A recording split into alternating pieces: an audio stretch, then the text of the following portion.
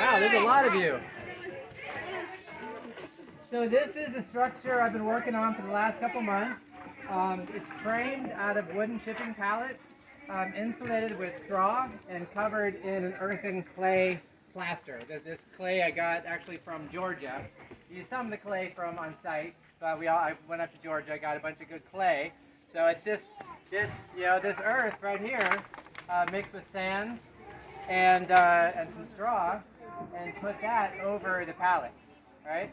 So I call it a palatable cobbin. The material I work with is called cob, so it's kind of a play on word, palatable cobbin. So we're just about ready to start plastering the outside of it. We're going to do a lime plaster on the outside, and that'll waterproof it. It'll be kind of the same color as the pizza oven over there. I don't know if you saw that. And in the inside, we're going to do a clay paint. And just as it happens to be, I'm just about to start making the clay paint. So if anyone wants to, learn something new on how to do a clay paint that you could actually do over drywall, over a painted room, like any conventional wall, you can do a clay paint to have that earth element, inside your home. A clay paint. What a clay paint consists of is flour paste, which is basically just flour and water, right?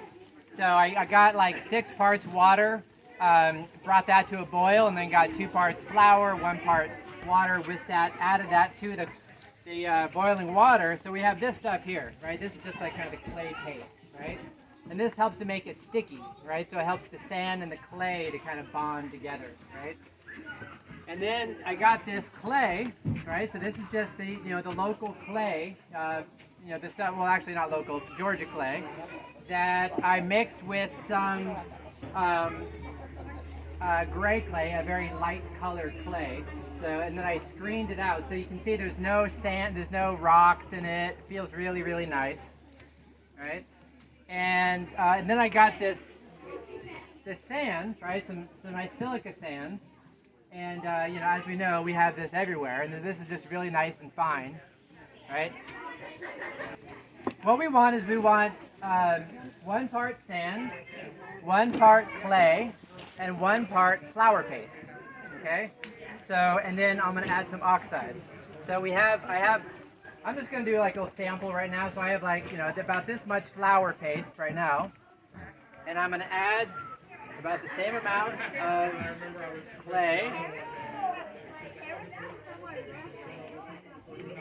and then about the same amount of sand.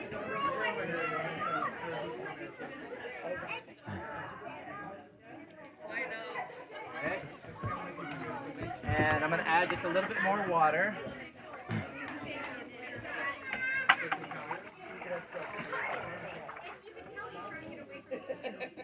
And then I'm going to use this drill here and mix it up.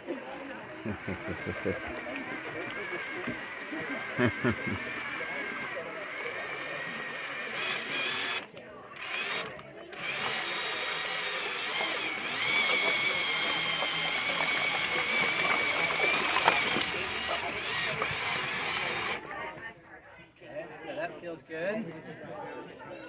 And now I'm going to add some of this oxide, some of this green iron oxide. There's a company called American Clay, and I got this from them.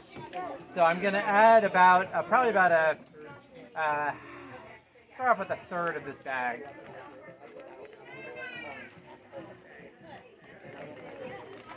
Okay, and I'm going to add some of these mica flakes.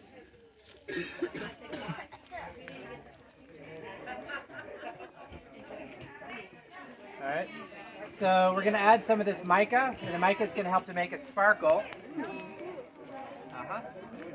that's a stone, right? It's a stone. Yeah, it's a stone. So we'll mix this all together.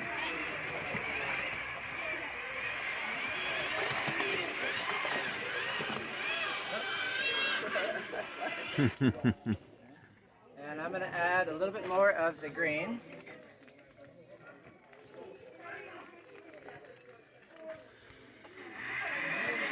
There are so many different colored iron oxides, right? So we just chose to go with the green oxide.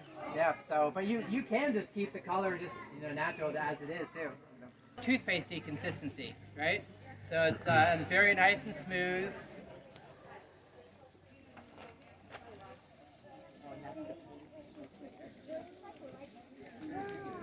And so again, this is going to lighten up when it dries. And then this is also going to be, filling in all the cracks and everything.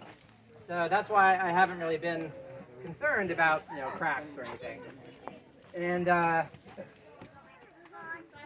so again, this outside is going to be a lime. I have bags of lime, hydraulic lime out there. On the bag it says used since 30 BC, right? So this is like what the ancient Romans were using, thousands of years ago. And actually water even makes it stronger.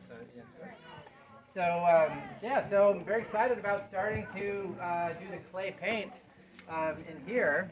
Actually, let's go ahead and see how many people we really want to see the inside you're getting done. We can go inside. He's doing the pool. I'm going to do it. I just saw it. I don't know where Ruth is.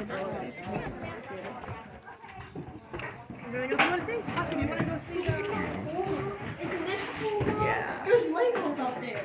All right, so I'll go ahead and start. You can pretty much just start anywhere. It doesn't really matter if you start at the top or the bottom. I just get it wet first, and then get my clay and just paint it right on. Does anybody want to try it? Yeah, I do. Yeah. Okay. Okay. I think I only have a couple brushes. So you can just go ahead and sponge it down some, and you can I'll get another brush, and you can a couple of you can do it.